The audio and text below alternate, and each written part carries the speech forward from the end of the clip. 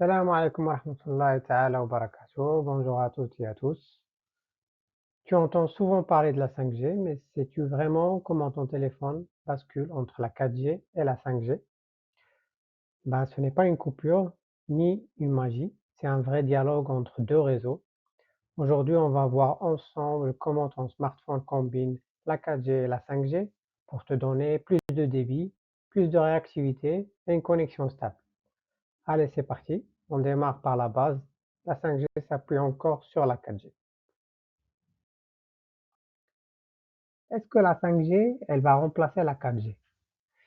Pas du tout. Au début, la 5G ne remplace pas la 4G, mais elle s'appuie dessus. On appelle ça le mode NSA, non standalone. Ça veut dire quoi exactement? Ça veut dire que le téléphone, il utilise encore la 4G comme base principale, c'est-à-dire la 4G elle va s'occuper du contrôle, des connexions et de la gestion réseau.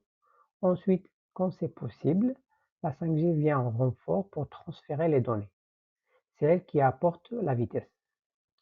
Donc en gros, la 4G elle va piloter et la 5G elle va accélérer le process.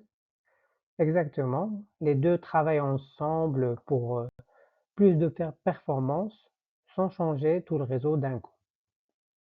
Donc on aura 4G plus 5G pour avoir plus de performance. Attends, tu dis que la 5G s'appuie sur la 4G, mais concrètement, comment les deux travaillent ensemble?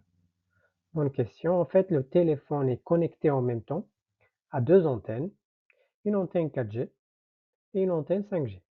C'est ce qu'on appelle le mode ENDC ou Dual Connectivité. Donc, il y a une double connexion. Exactement, la 4G qu'on appelle ici Master Inode B ou nœud maître garde le contrôle, elle gère la signalisation, la connexion et la stabilité. Et la 5G qu'on appelle SJ Node B ou nœud secondaire vient ajouter de la capacité et de la vitesse pour les données.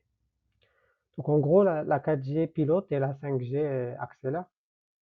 C'est exactement ça. Ce duo permet d'obtenir un réseau plus stable, plus rapide, sans tout reconstruire de zéro.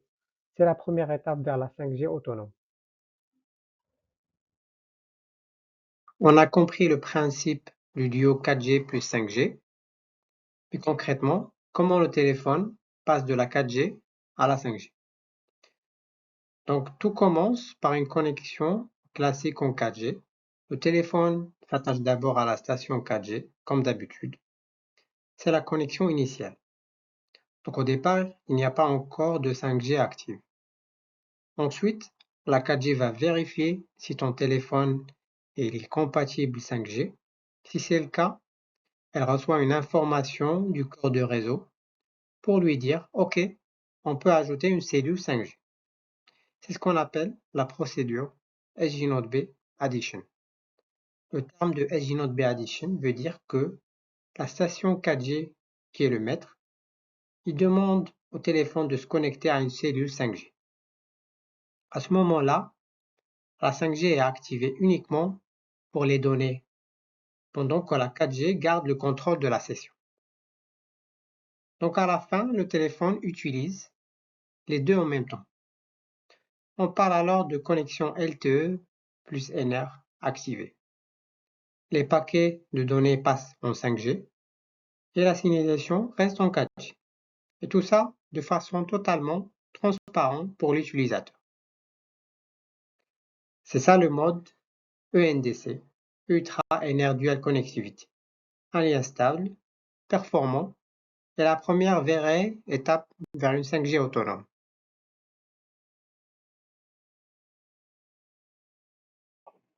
Donc la 5G, elle s'ajoute à la 4G quand les conditions le permettent. Mais qui décide du moment où la 5G doit s'activer? En réalité, tout est piloté par la 4G. C'est elle qui demande au téléphone de mesurer la puissance des signaux 5G autour de lui. C'est ce qu'on appelle une mesure B1. Le téléphone, il évalue alors le niveau de puissance qu'on appelle le RSRP, Reference Signal Received Power. En clair, c'est la force du signal reçu depuis l'antenne 5G. plus le RSRP est élevé, meilleure est la qualité radio. Si ce RSRP dépasse un certain seuil, souvent autour de moins 114 dBm, la 4G considère que la 5G est assez bonne pour être activée. Elle déclenche alors ce qu'on appelle l'ajout de la cellule 5G, la procédure Edge Node B Addition. Et si le signal devient trop faible, la 4G peut à tout moment désactiver la 5G pour garder la stabilité. On appelle ça le Edge Node B Release. En résumé, la 4G contrôle, la 5G s'adapte automatiquement à la qualité radio. Et tout se fait sans coupure pour l'utilisateur.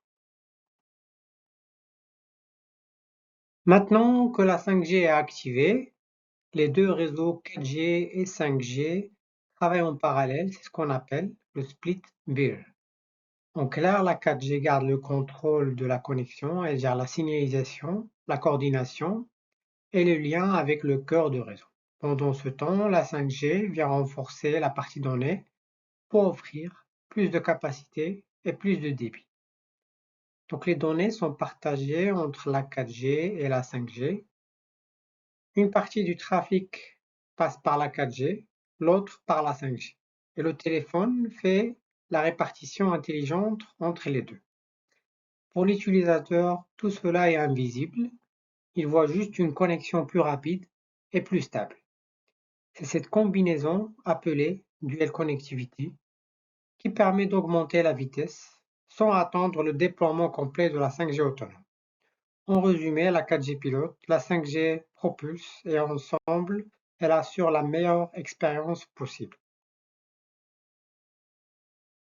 Pour résumer notre vidéo, la 5G elle a commencé en mode NSA, le non-standalone.